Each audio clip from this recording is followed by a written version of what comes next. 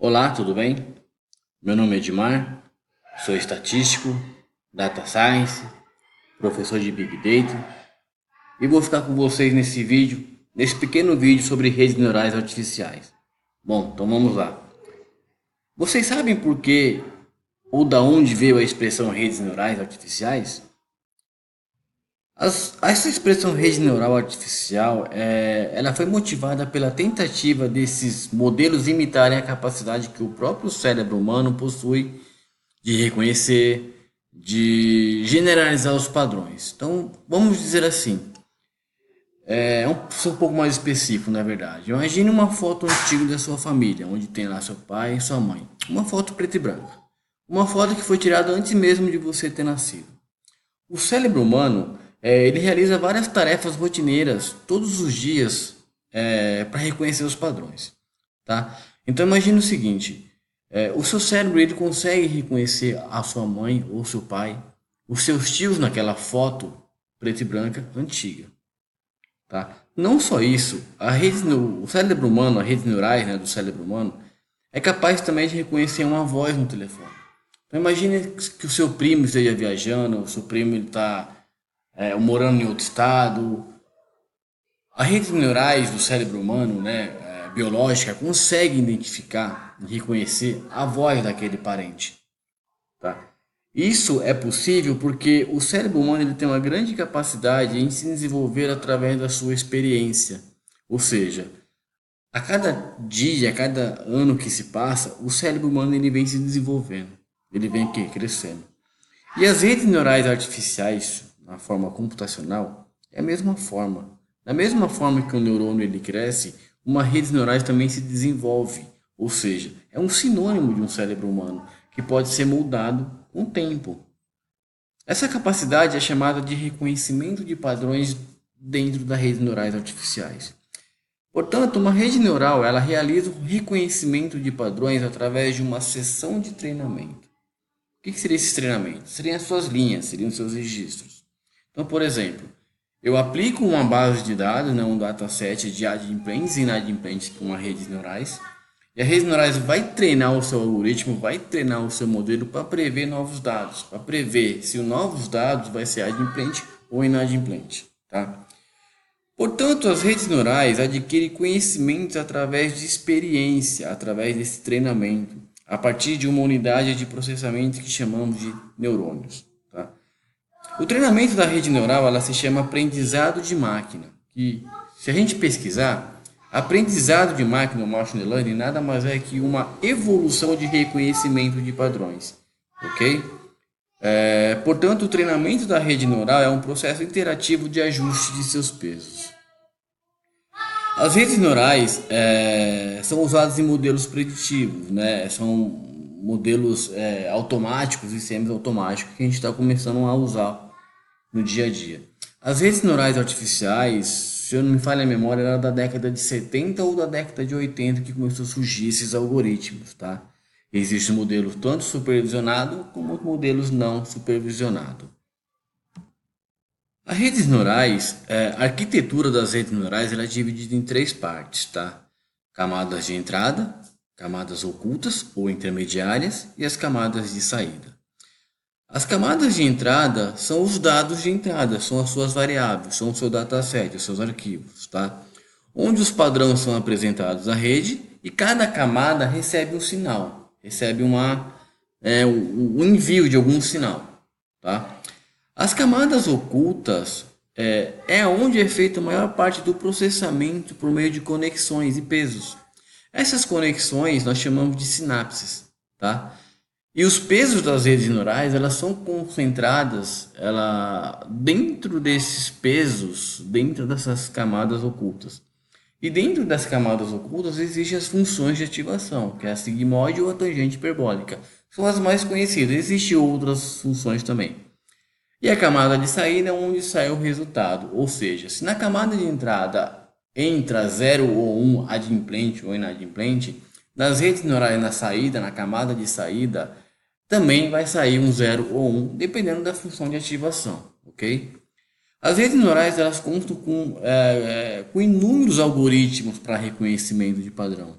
Existe o backpropagation, né, que é um modelo supervisionado, e existe também a rede de Cohen, que são modelos não supervisionados, mais para clusterização. Nesse slide, nós vamos falar um pouco de neurônios, tá? Eu coloquei duas figuras, neurônios artificiais versus neurônios biológicos, tá? Só um comentário, no cérebro humano existe 85 bilhões de neurônios.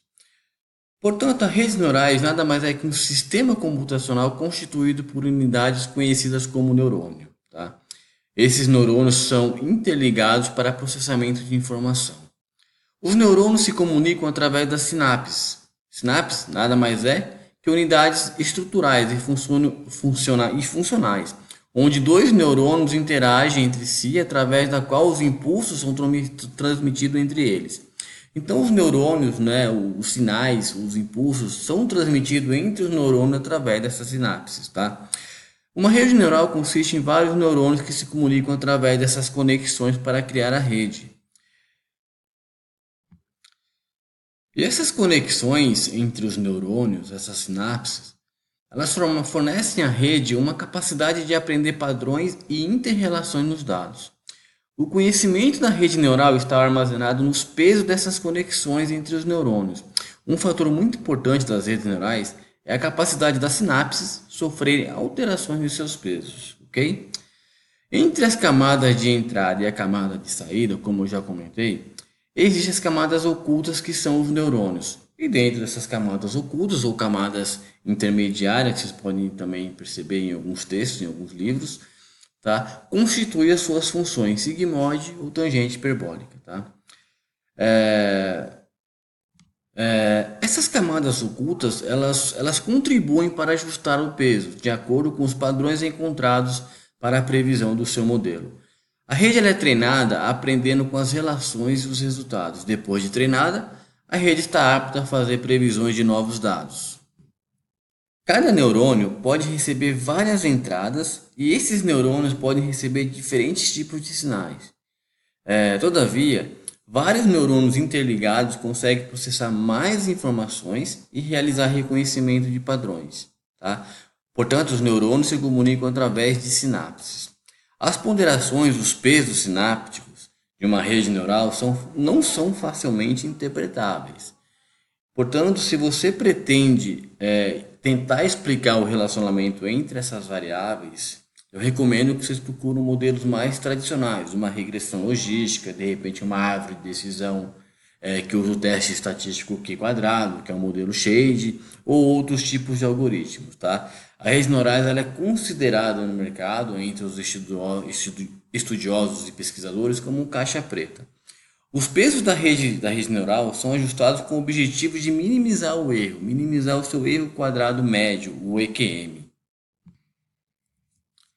Bom, próximo slide. Funções de ativação. Tanto a função sigmoide como tangente hiperbólica. Dentro das nossas camadas ocultas, nós temos essa função de ativação e como também temos a função de ativação para saída. A função sigmoide, até pouco tempo atrás, eu não me recordo exatamente o ano, a função sigmoide era mais utilizada por ser biologicamente mais plausível, tá? Como os neurônios biológicos funcionam de forma binária, ativando versus não ativando, a função sigmoide é uma boa forma de modelar esse comportamento, já que assume valores apenas entre 0, não ativação, e 1, ativação. Porém, a função ativação tangente hiperbólica é bem similar à sigmoide, porém ela varia de -1 a 1. Redes Perceptron, tá? De algoritmo backpropagation. Aqui está um grafo, né, de um algoritmo de backpropagation. Podemos ver a camada de entrada x1, x2, x3, que seriam nossas variáveis.